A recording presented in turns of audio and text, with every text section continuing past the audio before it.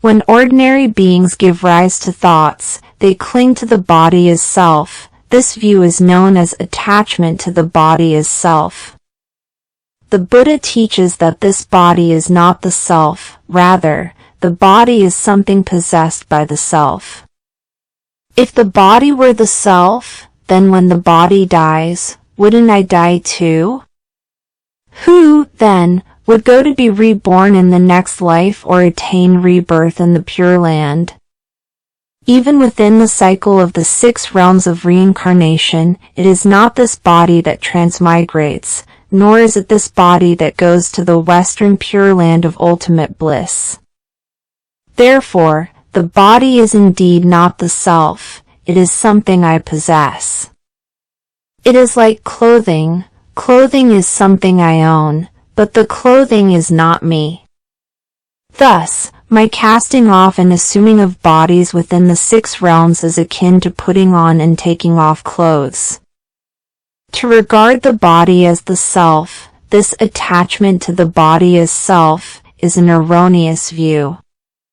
When bodhisattvas give rise to thoughts, they do not think of themselves, they think of all sentient beings.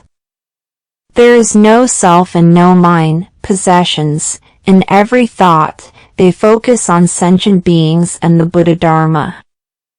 If there are no thoughts, so be it, but when thoughts do arise, they focus on how to benefit sentient beings and help them dispel delusion and attain enlightenment, how to propagate the Buddha Dharma and universally liberate all beings. There is no need to deliberately sever the concepts of self and mine, they naturally cease to exist. There is no need to deliberately cultivate a pure mind free from defilement, it naturally manifests. Maintain purity within yourself, and treat others with compassion and equality. If you simply continue to act this way, the Bodhi mind will manifest. Over time, as you forget the self, you will gradually enter a sublime state. Why is it that we fail to generate the Bodhi mind today? It is because whenever we give rise to a thought, we think first of self, my interests, my benefits, and consequently, the Bodhi mind can never arise. Why not shift your mindset? When a thought arises, think of all sentient beings.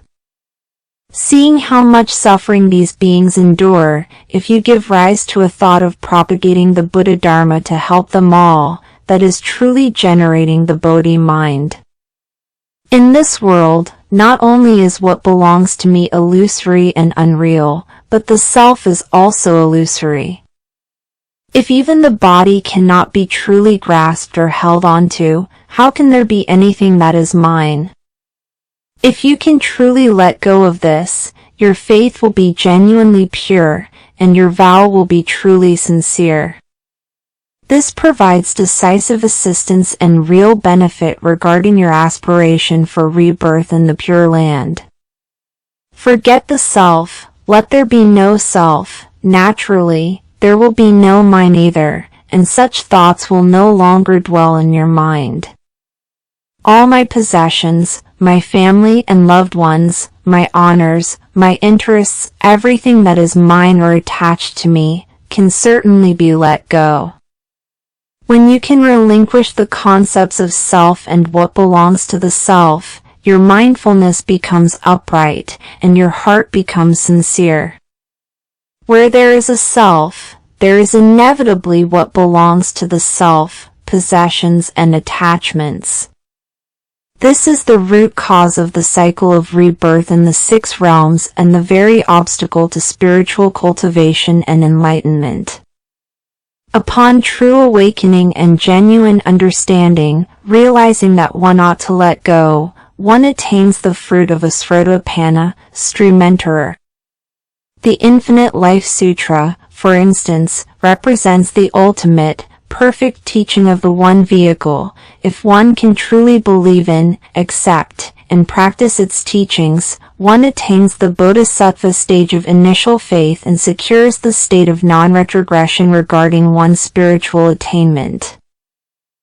The concepts of self and what belongs to the self have caused us to cycle through birth and death for countless lifetimes, hindering the accomplishment of our spiritual path. Great sages of the past, those who were truly enlightened, completely relinquished these attachments.